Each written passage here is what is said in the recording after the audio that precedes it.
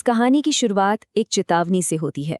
एक ऐसी चेतावनी जो उस गांव में हर किसी की जुबान पर थी।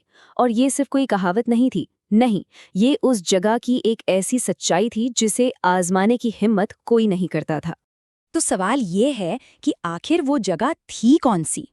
चलिए, सबसे पहले बात करते हैं उसी बदनाम घर की। सोचिए, एक बिल्कुल वीरान सा गांव और उसके ठीक बीचों बीच खड़ा था एक पुराना घर। लोग उसे काला मकान के नाम से जानते थे। अब इसका नाम सिर्फ उसके काले रंग की वजह से नहीं पड़ा था। असल वजह तो वो गहरे काले राज थे जो उसकी दीवारों के पीछे कैद थे। और अक्सर ऐसी कहानियों में एक मोड़ आता है ना, जहां एक गलत फैसला, बस एक गलत फैसला सब कुछ बदल कर रख देता है। अब हमारी कहानी में एंट्री होती है एक नौजवान की और उसकी एक ऐसी ही जिद की। तो हुआ ये कि राहुल नाम का एक लड़का था।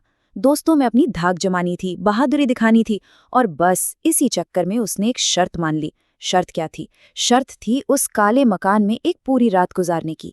शायद ये उसकी जिंदगी की सबसे बड़ी भूल थी और आखिरी भी। तो शर्त के मुताबिक राहुल ने घर के अंदर कदम रख दिया। बाहर अंधेरा गहराने लगा और जानते हैं, जैसे जैसे रात काली होती गई, उस घर का असली डरावना चेहरा सामने आने लगा। बहुत जल्द राहुल को ये समझ में आ गया कि वो उस घर में अकेला नहीं है। कुछ कुछ अजीब सी आवाजें आने लगी।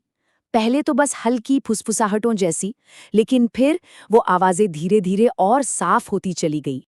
जरा सोचिए उस माहौल के बारे में।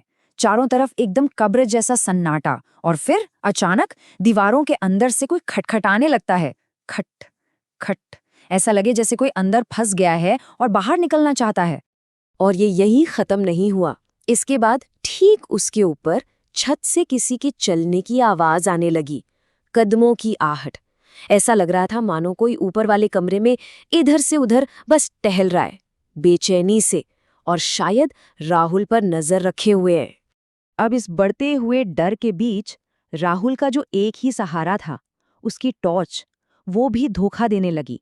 उसकी रोशनी कभी जलती कभी बुझती टिमटिमाने लगी, मानो अंधेरे में जो भी था वो उस रोशनी को भी निगल जाना चाहता था।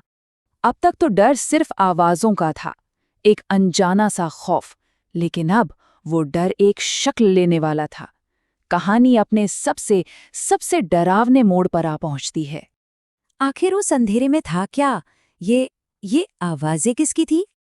और तभी टॉर्च की उस बुझती हुई रोशनी में राहुल ने उसे देखा। एक परछाई, एक बूढ़ी औरत की, जिसकी उसकी आंखें पूरी तरह से काली थीं।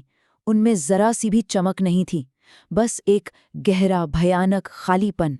वो परछाई धीरे धीरे उसकी तरफ बढ़ने लगी और फिर एक ऐसी आवाज में फुसफुसाई जो शायद किसी इंसान की नहीं हो सकती, तुम भी यहीं रह जाओ। ये सुनते ही राहुल के तो होश उड़ गए। वो जान बचाने के लिए पलटा और दरवाजे की तरफ भागा, लेकिन वो दरवाजे तक पहुंच पाता उससे पहले ही जोरदार आवाज के साथ दरवाजा अपने आप बंद हो गया। धड़ाम! अब भागने का कोई रास्ता नहीं बचा था। रात बीती, सुबह हुई, सूरज निकला, लेकिन ये सुबह गांव वालों के लिए कोई उम्मीद नहीं, बल्कि एक और ज्यादा डरावना सच लेकर आई।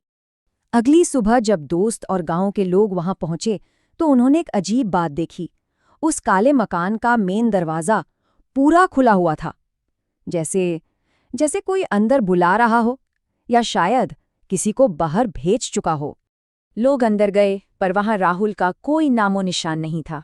वो गायब हो चुका था। जमीन पर बस उसकी टूटी हुई टॉर्च पड़ी थी। उस रात जो हुआ, उसकी अकेली गवाह। लेकिन उन्हें एक और चीज मिली।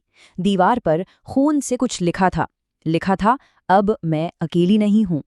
और बस ये कहानी यहीं एक सवाल छोड़ जाती है, एक ऐसा सवाल जिसका जवाब आज तक किसी के पास नहीं है, कि क्या राहुल अब उसी घर का एक और साया बन चुका है?